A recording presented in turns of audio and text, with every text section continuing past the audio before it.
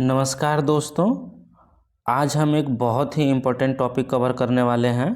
Topic का नाम है भारतीय संविधान के 25 भाग। हम इस वीडियो में भारतीय संविधान के 25 भाग तथा अनुच्छेदों के बारे में जानेंगे।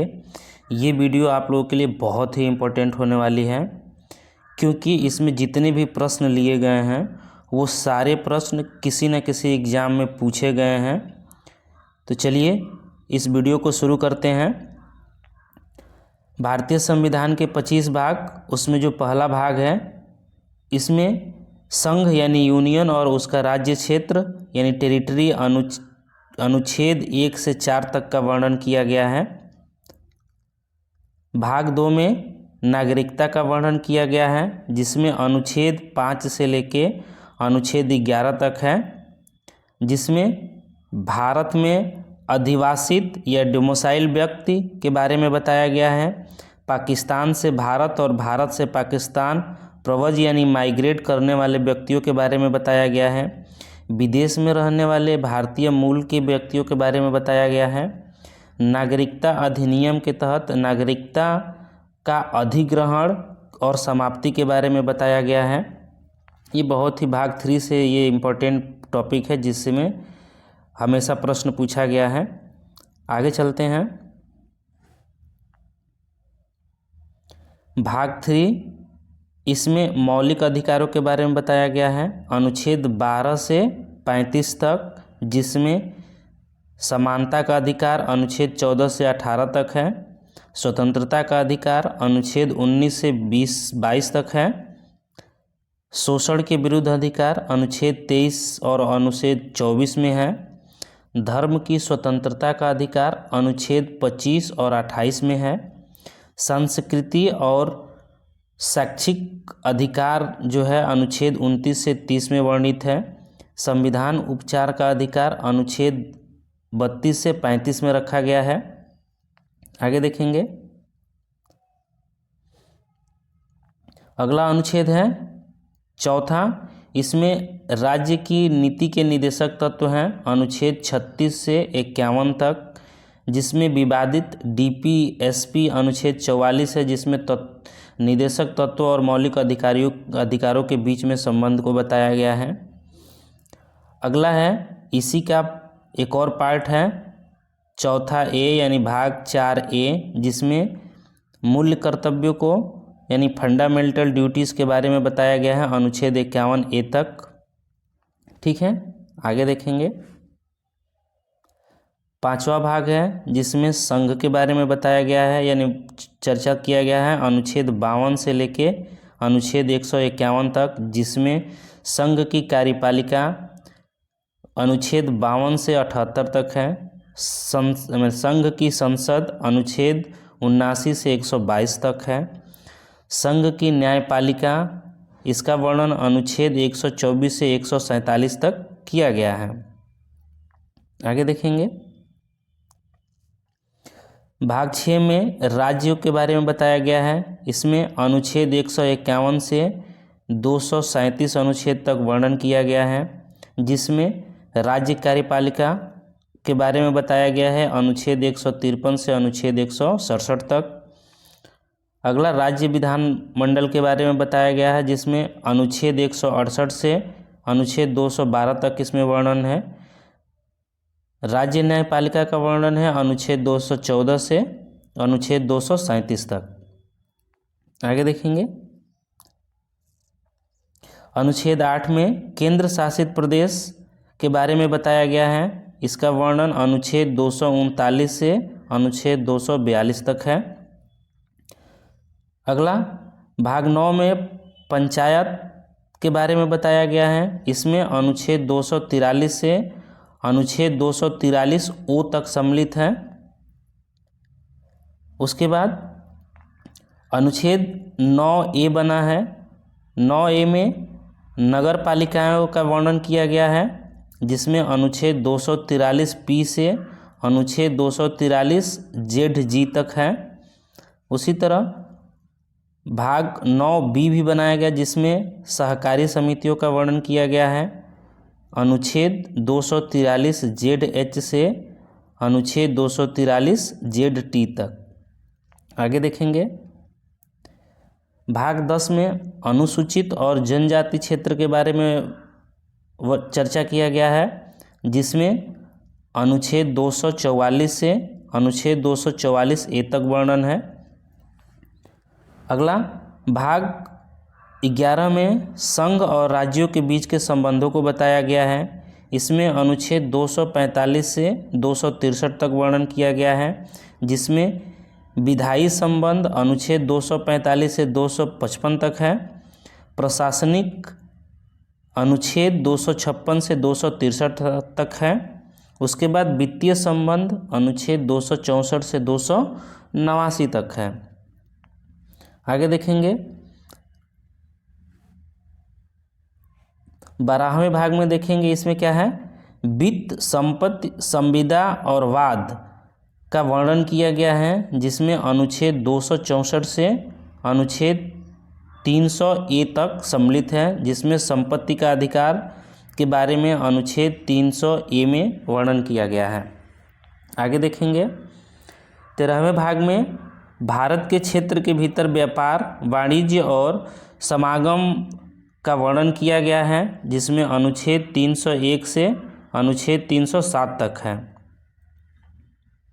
आगे देखेंगे भाग 14 में संघ और राज्यों के अधीन सेवाएं, जिसमें अनुच्छेद 308 से अनुच्छेद 323 तक वर्णन है। उसी तरह भाग 14 ए में न्यायाधिकरण का वर्णन किया गया है, अनुच्छेद 323 ए और 323 बी में है। उसी तरह भाग 15 में अनुच्छेद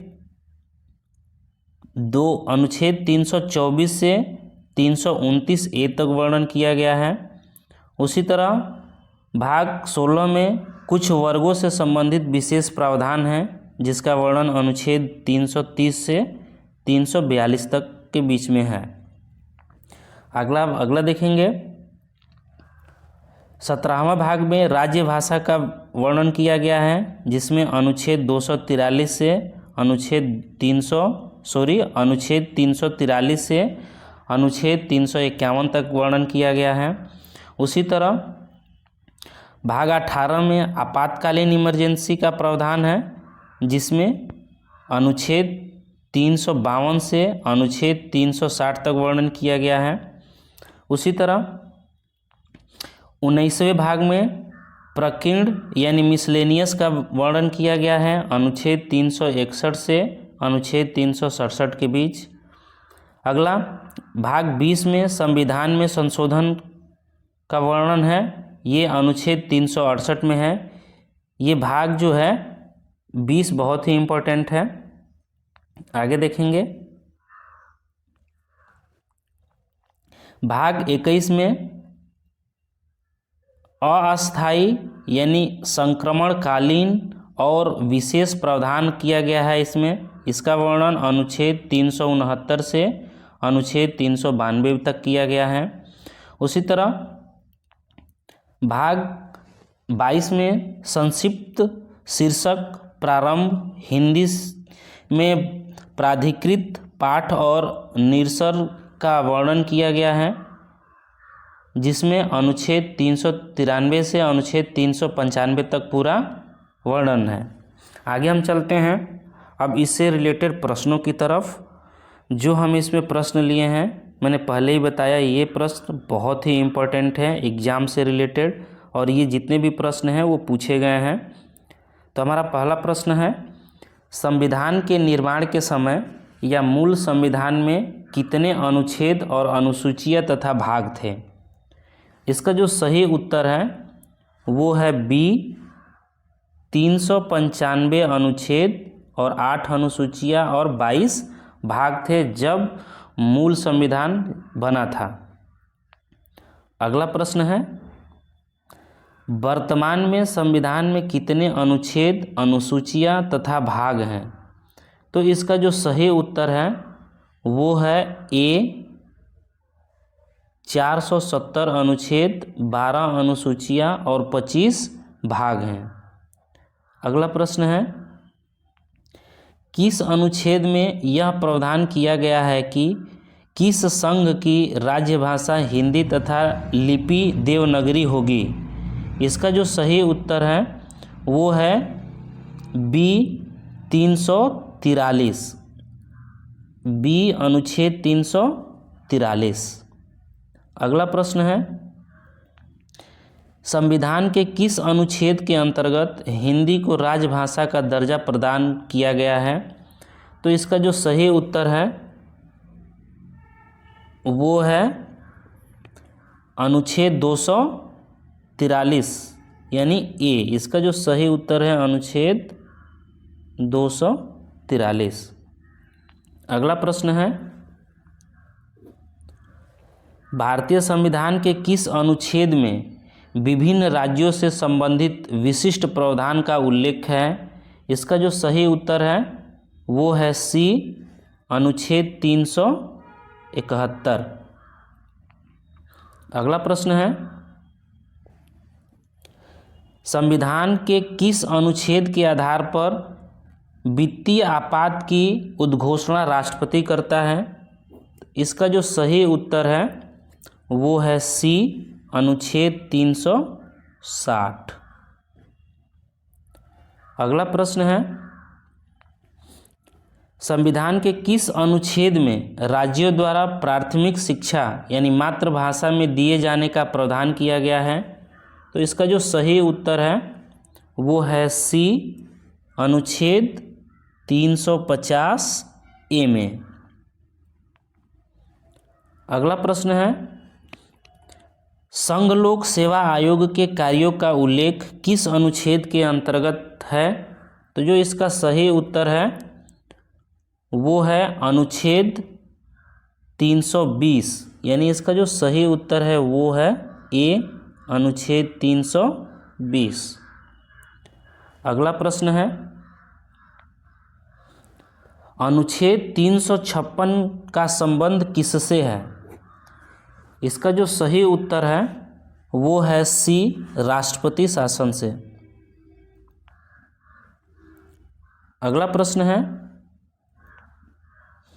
भारतीय संविधान के किस अनुच्छेद के अंतर्गत वित्त आयोग का गठन का प्रावधान है? तो इसका जो सही उत्तर है वो है बी अनुच्छेद 280। अगला प्रश्न है, संविधान के किस अनुच्छेद के अंतर्गत राष्ट्रपति आपातकालीन की घोषणा करता है? तो इसका जो सही उत्तर है वो है ए अनुच्छेद 352। अगला प्रश्न है, संविधान के किस अनुच्छेद में संविधान के संशोधन की प्रक्रिया का उल्लेख है? यानी किस अनुच्छेद में ये बताया गया है कि संविधान में संशोधन कहाँ कहाँ पे किया जा सकता है? तो इसका जो सही उत्तर है वो है डी अनुच्छेद 355। अगला प्रश्न है, राष्ट्रपति संविधान के किस अनुच्छेद के अंतर्गत लोकसभा को भंग कर सकता है? तो इसका जो सही उत्तर है वो है ए अनुच्छेद 85। अगले प्रश्न की तरफ चलेंगे।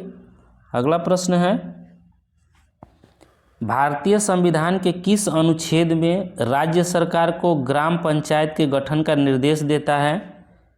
इसका जो सही उत्तर है वो है बी अनुच्छेद 40। अगला प्रश्न है, संविधान के किस अनुच्छेद में हिंदी भाषा के विकास के लिए निर्देश दिया गया है? इसका जो सही उत्तर है वो है सी अनुच्छेद 243। अगले प्रश्न की तरफ चलेंगे। अगला प्रश्न है, संविधान के किस अनुच्छेद के अंतर्गत प्रत्येक राज्य मातृभाषा का प्रसार एवं अनुदेश प्राथमिक शिक्षा में लागू कर सकता है? इसका जो सही उत्तर है वो है सी अनुच्छेद 350 ए। अगला प्रश्न है, भारतीय संविधान के किस अनुच्छेद में मौलिक कर्तव्यों की चर्चा की गई है? तो इसका जो सही उत्तर है वो है अनुच्छेद बी। इसका जो सही उत्तर है बी, अनुच्छेद 51A में इसका वर्णन किया गया है। अगला प्रश्न है, भारतीय संविधान के किस भाग में मौलिक अधिकारों की चर्चा की गई है? तो इसका जो सही उत्तर है वो है बी, भाग 3। यानी भाग 3 में ये प्रश्न हमेशा पूछा गया है कि भारत के किस संविधान में मौलिक अधिकारों को चर्चा की गई है, तो वो है भाग 3। अगला प्रश्न है, भारतीय संविधान के किस भाग में नागरिकता की चर्चा की गई है? तो इसका जो सही उत्तर है वो है ए, भाग 2। अगला प्रश्न है, अगला और अंतिम प्रश्न है, भारतीय संविधान के किस भाग में राज्य की नीति के निर्देशक तत्वों को शामिल किया गया है? तो इसका सही उत्तर है वो है सी, भाग 4। आई होप कि ये वीडियो आपको बहुत ही अच्छी लगी होगी और मुझे उम्मीद है कि इसमें जितने भी प्रश्न दिए गए हैं वो प्रश्न आपके एग्ज़ाम में बहुत ही लाभदायक होंगे। तो प्लीज़ इस वीडियो को लाइक और सब्सक्राइब करना ना भूलें।